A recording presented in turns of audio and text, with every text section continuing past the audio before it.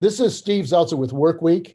And recently we had the passing of John Sweeney, who was president of the AFL-CIO. He was previously president of SEIU. And there had been a number of obituaries about his life. And one of the struggles that took place during his reign at the AFL-CIO was in Decatur, Illinois, which was called the War Zone because of 3 strikes going on. And we're joined this afternoon on Work Week with Mike Griffin. Ended up in Decatur after going to Vietnam and became a trade union activist and a fighter to defend the labor movement. Welcome to Work Week. Why don't you talk about how you became a trade unionist and active in the trade union movement? Well, it actually began on the shop floor years before the struggle, when I saw the inequities of how the company was treating women workers and minority workers and how they were treating safety. I was bagging up, coming out of the truck. I was gagging because I couldn't breathe. And I found out that I had the supervisor had given me the wrong respirator. So when I got off the truck, I pulled the respirator off because I was throwing up. And the supervisor, he came over to me and he said, Jeanette, he said, you know, we hired in around the same time and we had to die sometime. And the sad part about it, his lungs collapsed 2 weeks later. That they had no regard for safety. Then they started initiating all these scams, quality work circles and all that, which was really a circle jerk. And it was nothing but a scam to undermine the union. And then in 1989, I helped negotiate contracts and stuff. And Mr. Staley had passed away. I was working for A.E. Staley Manufacturing, but that was bought out in 89 by Tate Lyle, PLC from London, England. We called them Taking Lies. Taking Lies. Yeah. And when they came at us for their first contract in 1991 or 2, they wanted to take everything. They wanted to make the union completely worthless, and 12-hour rotating shifts, and which would take away,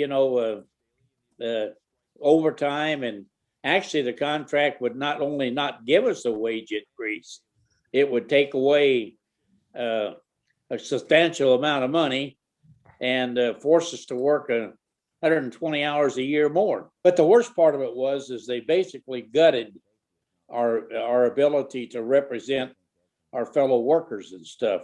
That just wasn't acceptable. And you began to organize a fight back.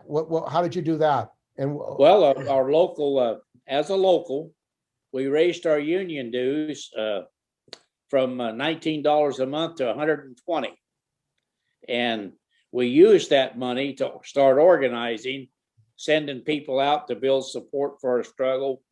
We brought in Ray Rogers from Corporate Campaign from New York, and ultimately Jerry Tucker from St. Louis, Missouri, New Directions, leader of the New Directions movement in the UAW. Well, at the same time, Caterpillar forced a strike at their plant, and then Firestone forced a strike there, and then locked their employees out. And so we wound up with 4,000 working families on the streets of Decatur, all at the same time. And what effort did you make to build the united front? I know there are a lot of strikes going on now in this country, and they're basically isolated. This little strike over there or this strike there. How did you plan to unite these struggles? Because there are lessons today for American workers. Well, we started a newsletter called From the War Zone. We had a mail out campaign.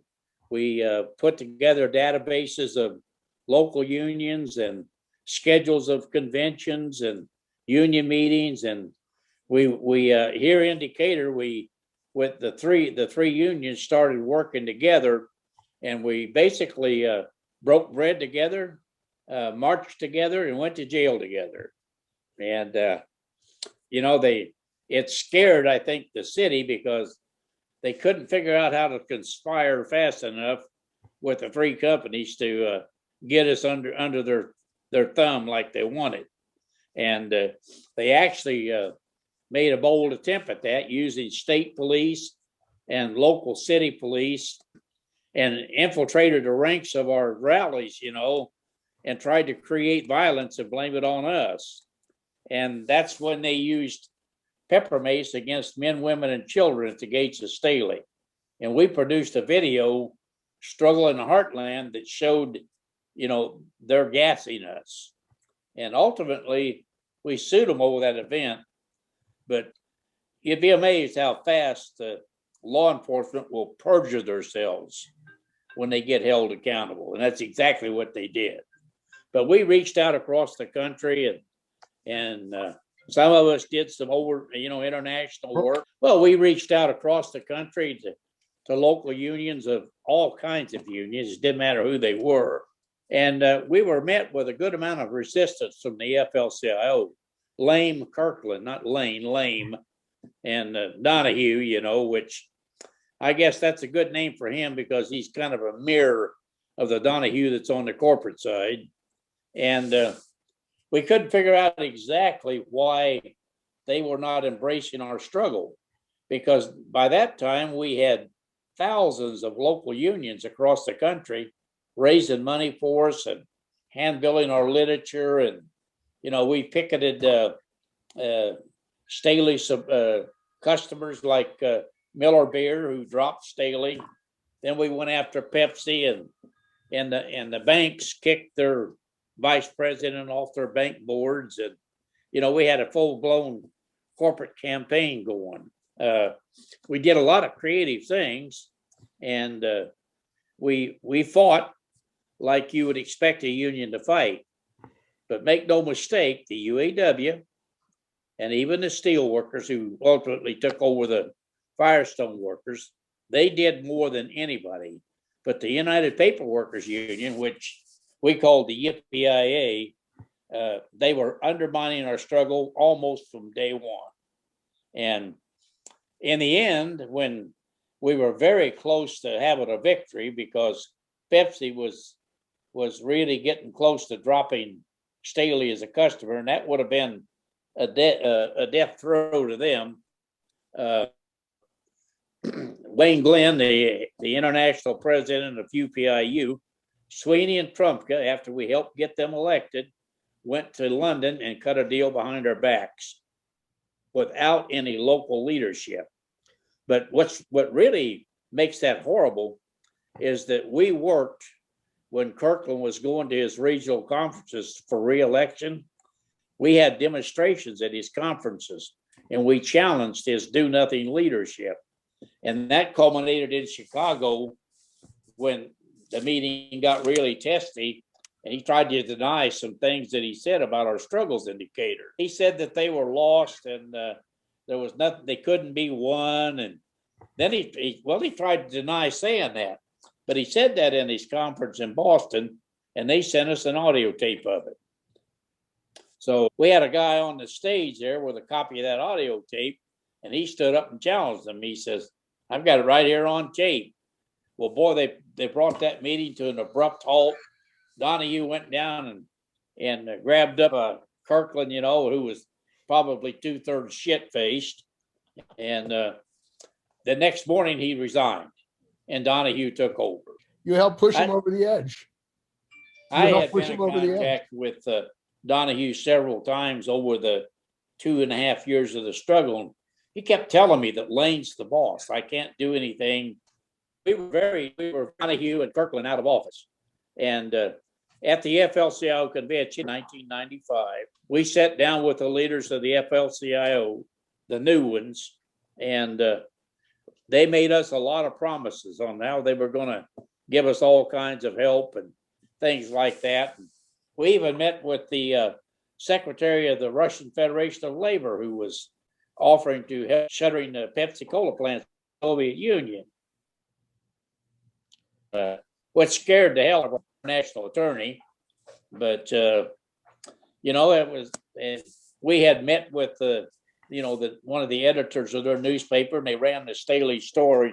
That's how far we got in reaching out internationally, which put us on track what could have been probably one of the greatest wins in the labor movement in the last 75 years. But they were not allowed, they were not going to allow us to win. You know, they would have to tell other unions why they failed them, why they wouldn't support their struggle. And there was just too much for them. As long as they got their pensions, you know, their big salaries and their benefits and their golden parachutes, they didn't give a shit about people here in Decatur. And they sold us out. And it was the same in some of these other unions. They were afraid of mobilizing internationally. And when you look at the situation, UAW has tremendous power, uniting workers. The steel workers at that time, the rubber workers had tremendous power. Why are they so afraid of mobilizing the membership of these unions to win these strikes, these struggles? Because they're afraid that they will go to jail or they will get punished, you know, and they're afraid that they can't stop it.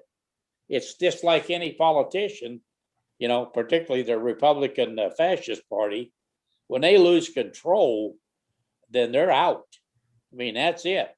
When the rank and file finds out that they really have the power, it just scares the leaders to death, you know, and that's especially true in the UAW, which is now, you know, half of them are under indictment, and which we knew that's where they were going to go all along, and the rest of them will be, and then the few that's left are too cowardly to stand up and act like a man or a woman and fight for their union members. And, you know, unfortunately, over the course of the last 25 years, it's done a lot to damage UAW members.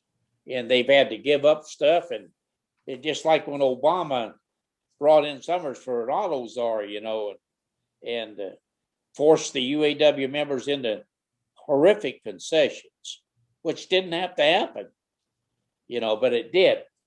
And, you know, I think the whole bailout of GM and Chrysler was manufactured so they could roll back their contracts.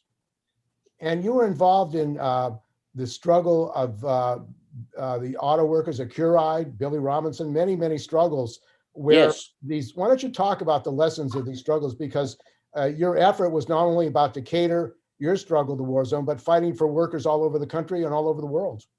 Absolutely. We did a lot of work for the Accuride workers in Henderson, Kentucky, you know, and I was one of the organizers of a national pick at the Solidarity House in Detroit. That one scared them, I'll guarantee.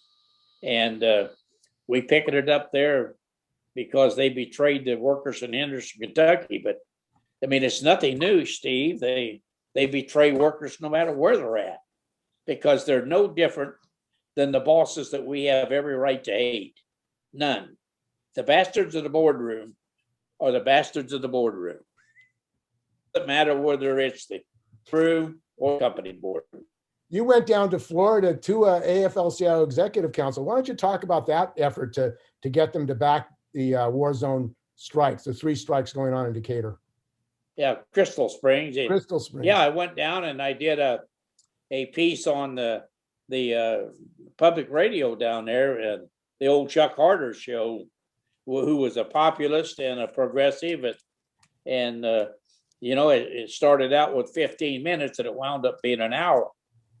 But I mentioned the fact on his show that you know, we were not only betrayed by, you know, the politicians in this country, but Bill Clinton, because, you know, and I made it very clear. I told Chuck on the radio, on the air, that you had to admire Clinton's prowess, his sexual prowess, because after Hillary and Jennifer Flowers, he screwed every worker in America with NAFTA.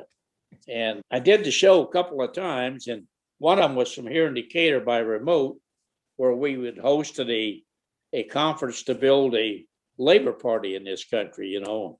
And we did a nice piece on that.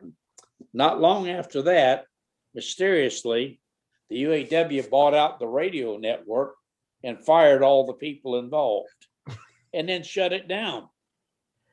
I guess they didn't want any radio talk that might embarrass or expose their real role in the struggle, in the working class struggles. Well, I was beginning to think they didn't like me. And also, you had a role in the Labor Party. Why don't you talk about that? Because you say that you were for a Labor Party. What was your experience in the Labor Party with Tony Mazzocchi? Well, I think there should be a Labor Party, but it can't be one that's run by bureaucrats. And the harder we fought to build a Labor Party, the harder the FL-CIO fought to kill it. They didn't want any challenge to the Democrats.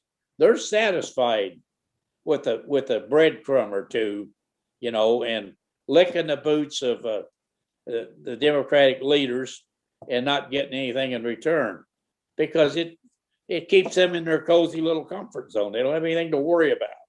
Let's face it, if we got a real president and a real Democratic Party, they would demand democracy in the labor movement that they expect for this nation. And they're not going to let that happen. And you spoke at a convention of the Labor Party. I wanted to share another side of labor with you today. Thank you for all the help that you gave us in the war zone, for a struggle that lasted 3 years, for a struggle that was lost because we have too many bureaucrats in our labor movement, too many bureaucrats in our Congress, because of an oligarchy in the House of Labor that could not be moved fast enough or far enough. But it was not a total loss, because we all learned from the Staley struggle, especially Lane Kirkland.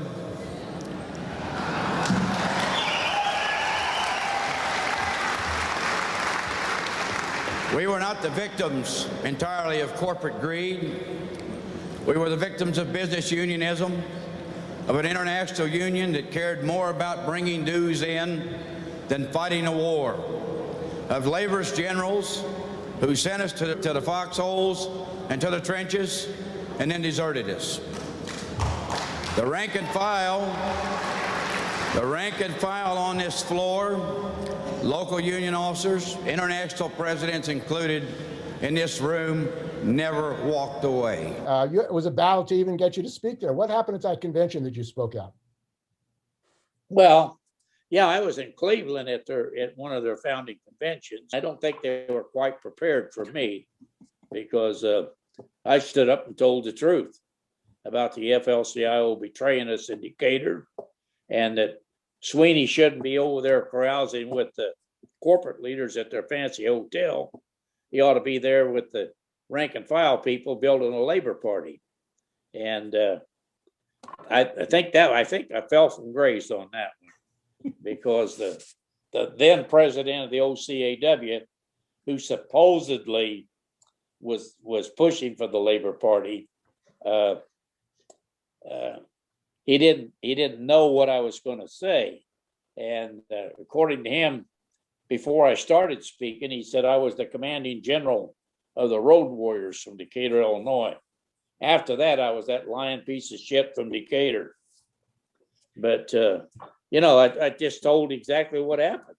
And people in that room, and there were several thousand of them, they knew that I was speaking the truth. And I always did. But we put a lot of pressure on Sweeney and Trumpka, and we picketed them, both of them, and our support group network held demonstrations whenever they showed up. What happened at these demonstrations? I guess they were afraid of you. Did you have some experience with them? Well, one of the things that was notable is the Staley workers and CAT workers carried a big black coffin in front of the speaker stand in Madison, Wisconsin, where Sweeney was up there stumping for a local politician, gag me with a spoon. And big black coffin in front of the speaker stand. He had met with the Decatur workers and my wife, Jan, who raked him over for good. And he promised to have another meeting and give us an answer why they sold us out. That didn't happen.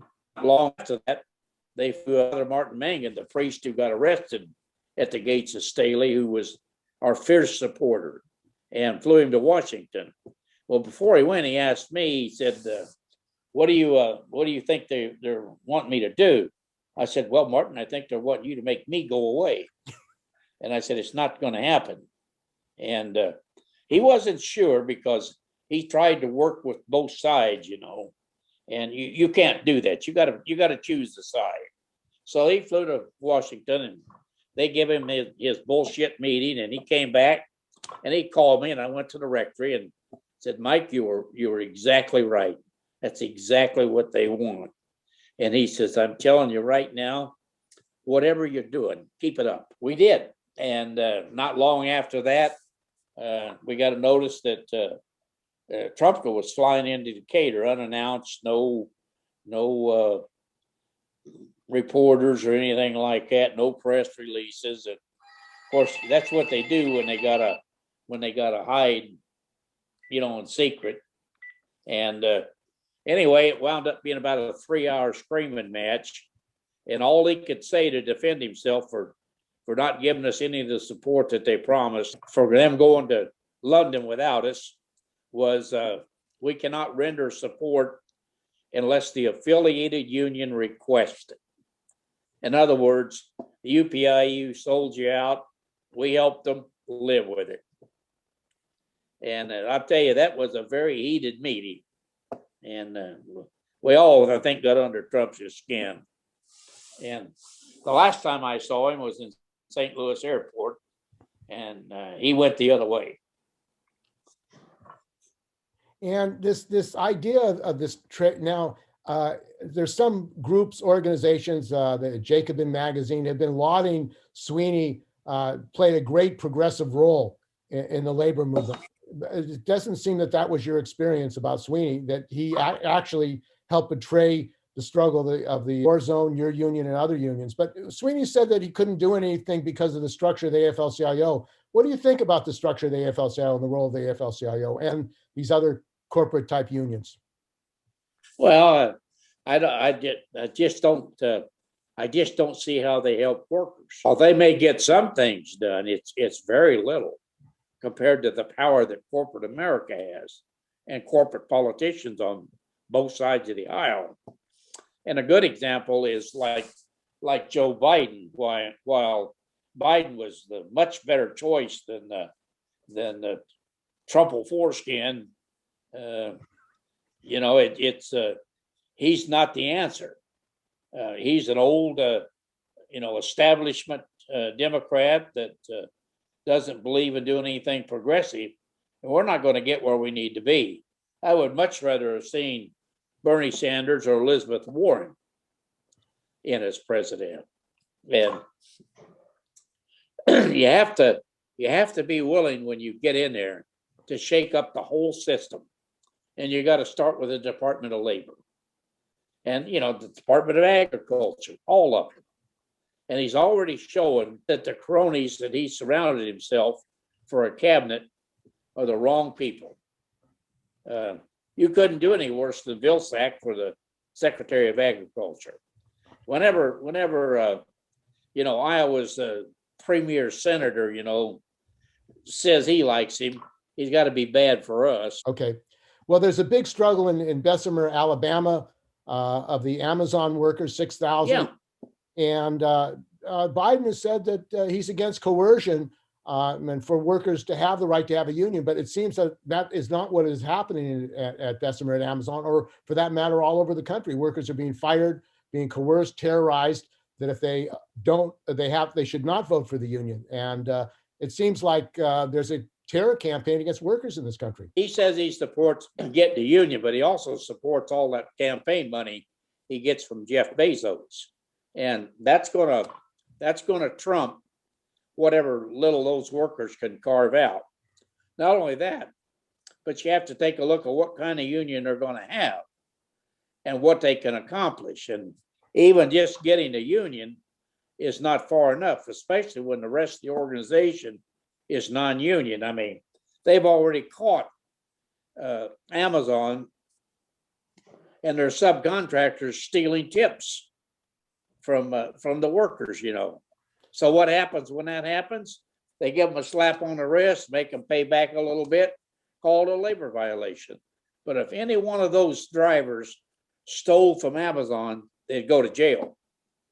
What's wrong with that picture? And that's the problem with the National Labor Relations Act. It is exactly that, an act. It's a pretense that workers have some rights and some power. That's all it was ever intended to be. So what we need is an act. We need for workers to go off the rails and start taking their struggles to the streets when they get screwed over. Instead of, what we call the act, which is exactly what it is, because it does nothing to protect those workers. It's worse now than it's ever been. And the history of the United States is a history of big struggles, which most American workers don't know about. There was a strike, national strike in 1877 of the railroad workers. In 1934, there was a general strike in Minneapolis and San Francisco, the longshoremen here. Do you think that it's time that workers start uniting nationally and going out together in general strikes against these union busters? Absolutely. There's no time like the present, I'll tell you that, especially when you look what's happened to, the fascism party. Trumpenstein and his goons are so reprehensible and so undemocratic and un-American that it's going to take labor standing up and fighting back to turn this country around. Obviously, our politicians, which there seems to be a real problem with backbone, they're not going to do it. And that includes Joe Biden and Kamala Harris. Look at Harris's background. I mean, she never fought for ordinary workers when she was Attorney General. She doesn't come from their class, and she doesn't understand their needs. California is probably one of the biggest abusers of labor in the United States, so-called progressive California. Farm labor is it's unreal how they're treated. Of course, multinationals, you have the USMCA, this so-called free trade agreement with Mexico that allows for slave labor conditions in Mexico, colonization of Mexico, and continued ability of U.S. corporations to export jobs and without any control while workers can't go back and forth. And now they're talking about an immigration bill or bringing in Mexican workers, farm workers here to work under a situation of indentured servants, really, in the farms. Yeah, I'm sure you remember the Great March in Watsonville between, the AFL-CIO and the losing march, by the way. There's another failure of the AFL-CIO because they did it wrong. They left out the workers, Steve. Could you imagine what it would have been like in California, from Northern California to Southern California, if every farm worker in that state walked off the job? Those people would have a fecal coronary, no doubt in my mind. That would be, they would win something. Now is the time. And, there was an effort by the Vermont AFL-CIO, Dave Van Heusen, what's this guy? And the president of the Vermont AFL-CIO, to pass a resolution calling for a general strike if Trump refused to leave office after the election. And it turns out that Trumka said that it was improper to pass that resolution. They should not pass a resolution for a general strike. Why is Trumka so afraid of a general strike? Because it would hurt his billionaires. his economic recovery for the rich. There's no economic recovery for working people in this country. You got a minimum wage that's half of a livable wage, that hasn't been upgraded in 8 years or 9 years, and it's never been a livable wage, never has, never will be, and you've got a high unemployment rate despite what they say. You got people that are struggling and suffering all over this country, and none of them are interested in doing anything about it. Not real change. You have to give workers the right to strike, to withhold their labor. That should be unimpaired by anything, by any labor, statute or anything else. And they should have the right to shut down production, force a company to deal with them. Then you would have workers' power. Look at how many people in the meatpacking industry and the poultry industry and stuff got exposed and died from COVID-19 because they were forced to work by government mandate. Trump mandated that they had to stay open, And I mean, he would be a good candidate for a chicken plant because chicken's his middle name. And he didn't dodge the draft with heel splints. He had a serious problem with backbone. He's the biggest coward I've ever seen sit in the White House. I mean, here's a guy, he's never fired anybody face to face. He tweeted them or he had somebody else do it. Because he's an coward that cannot face, the damage that he's doing. And this rise of fascism, the fascist movement around Trump, Bannon, these people who are organizing to bring about a civil war. It seems like the unions, the AFL-CIO and all the unions, none of the unions really are confronting Trump and these racist attacks. In fact, while they were pushing for the pipeline in Standing Rock, they didn't say a word about his racist attacks, his attack on Asians, Chinese, his attack on Latinos. I mean, they were completely silent nationally, these union leaders. Right now, one of the scariest things to me is all the laws that they're passing to induce voter suppression. Because we did have a chance to make a difference in the national election, but they're planning on taking all of that away from us. And you can't let them do that. We need an overhaul of our election system. Get rid of the way that it's done with delegates and all that, and make it one member, one vote. And what a radical concept, Mike! One member, one vote. Well, damn me, I seem to like radical ideas. I mean, you don't even have that in national unions. SEIU, most unions, UAW, you don't have one member, one vote, and you don't have the right to vote for your national leadership. They seem to be afraid of that. No, the voting system in the UAW is a joke. It's designed to keep those in power, and to keep anybody that wants to do something decent out. And they've done that ever since Walter Reuther. He was as bad about that as anybody in the last days of his leadership. And, the rest of them they're no different. Yeah, the UAW, the CWA, the UAW, the SEIU, AFSCME, AFT, none of these union leaderships seem to want a one person, one vote, and the ability of the rank and file to run for national leadership. Well, that's exactly right. And, how can we expect our national democracy and voting system to be fixed when we can't even fix it within the unions? Because believe me, I've always believed that the union movement should be, and once was, the last line of defense between corporate fascism and democracy in this country. That's a powerful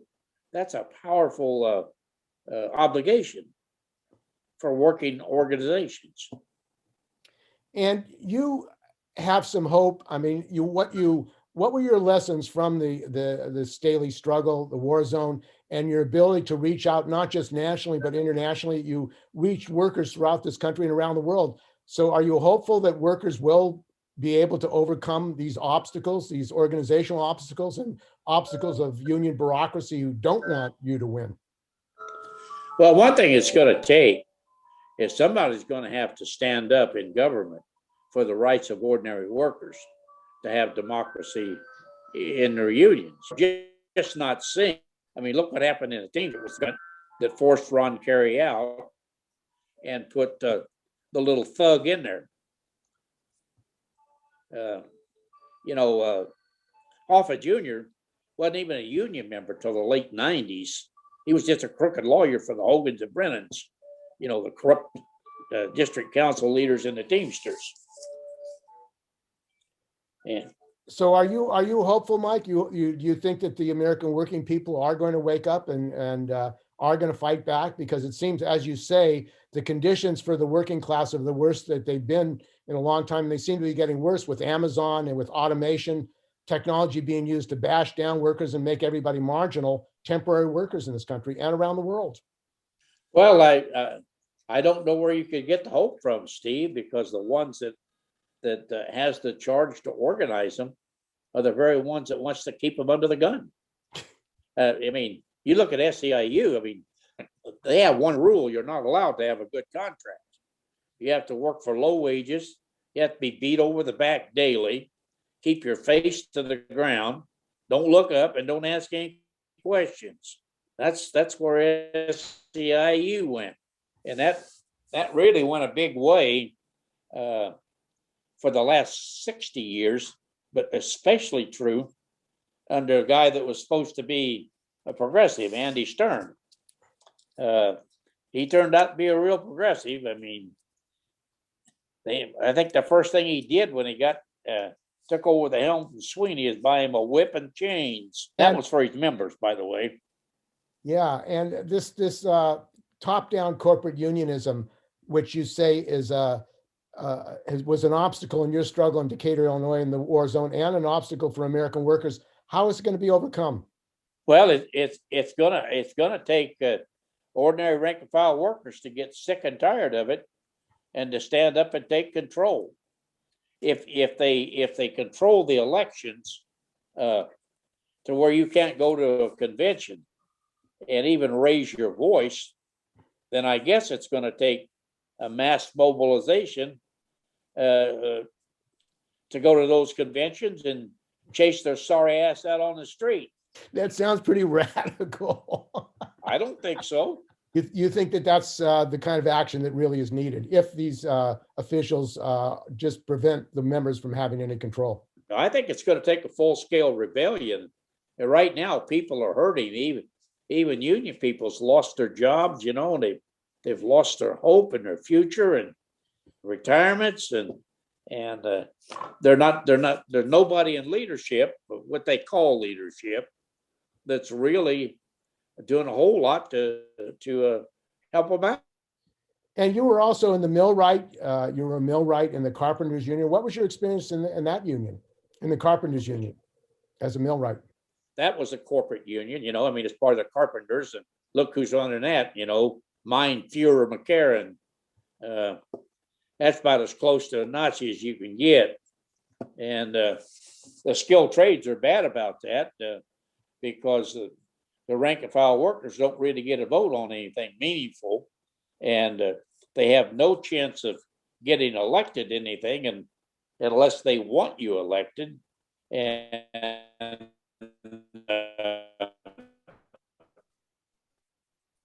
he is consolidating locals into district councils and districts into regional councils, and so that all the power goes back to Doug McCarran.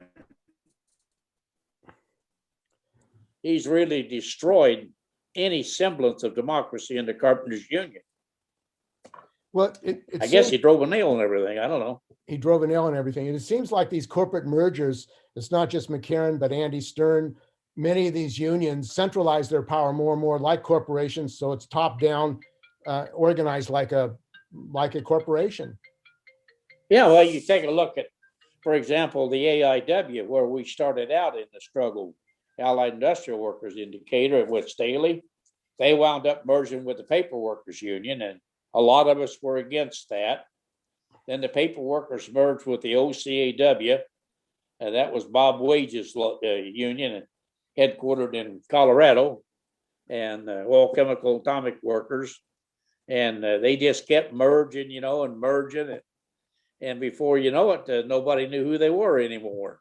And they do the same thing. They hand out golden parachutes and, some really spiffy medical insurance plans and big retirements and all you can steal perks and just like the corporations do, so that the power gets consolidated in fewer and fewer people, and the voice of the worker gets further and further away.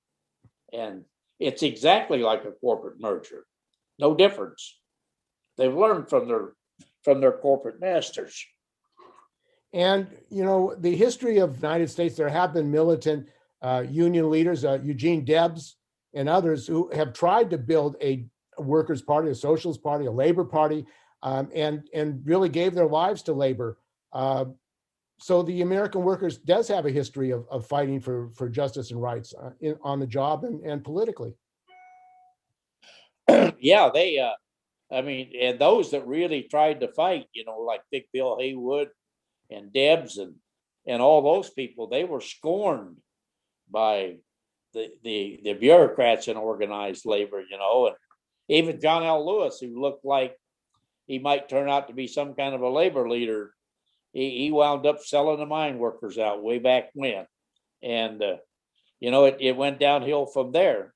About the only one you could claim that had any, or two that had any democracy, might have been the longshoremen on the West Coast, the ILWU, and maybe the UE, the Electrical Workers Union.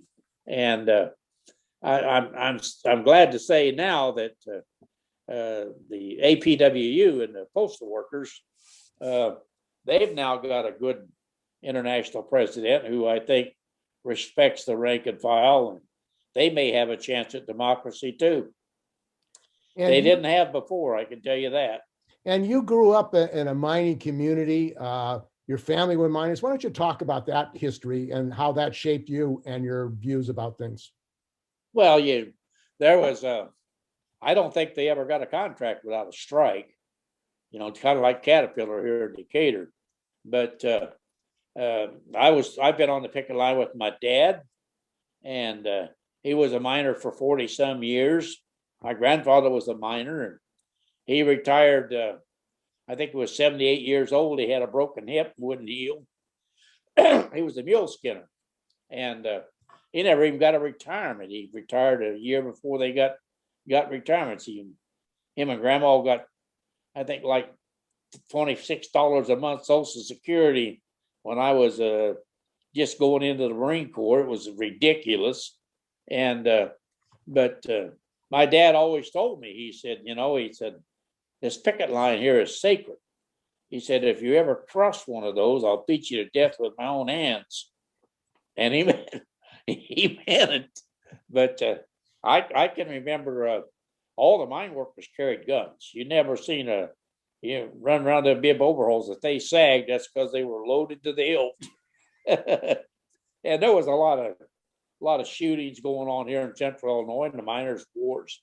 And of course, the Mother Jones Memorial's just about 60 miles south of here, and in the union-owned cemetery owned by the United Mine Workers in Mount Olive, Illinois. And give you an idea of what it was like, that cemetery is divided from the Catholic cemetery by a narrow strip of grass. Back in the day, the mining companies, Peabody Coal and them, they owned the church, they owned the stores, they owned everything.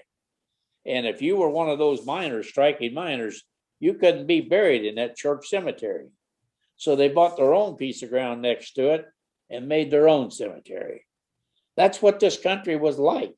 And that's where we're going back. That's where we're headed again. You know, where the company rules every aspect of your life. So you're saying this is a life and death struggle for working people in this country? I mean, look at the meat industry, meatpacking industry. You force workers to work and put their lives at risk to work alongside of people that has COVID, or are exposed to it. And they never bat an eye. And I guess everybody that's chewing on a chicken leg thinks that's just fine. Well, I don't think it is. I think there's something wrong with that.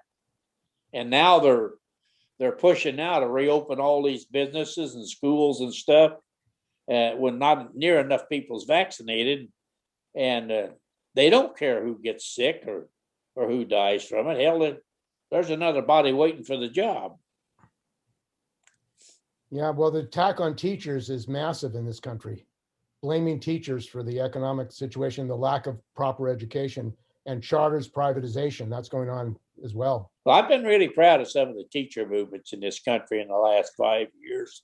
They stood up and they struck and they took a stand in spite of their national union, in spite of it. You know, somebody once told me that the AFT was the militant union with Al Shanker, you know, as the president. That's the nastiest guy I ever met. He gave the definition of the word asshole. Okay, well, I want to thank you very much, Mike, for joining us. We've been talking with Mike Griffin, who has a history of union struggle, fighting for workers here and around the world, and is one of the leaders of the War Zone, which was a strike of workers at UAW Caterpillar, Staley, sugar manufacturing processing company, and also Firestone, Bridgestone Firestone. And that struggle, the War Zone, was a critical struggle, not only for the workers there, but around the United States and internationally, about how to organize and how to build your struggle to win that struggle, and what the lessons are and the obstacles. So thanks for joining us on Work Week, Mike. Unfortunately, Steve, we did a great job fighting a war that our leaders didn't want to win.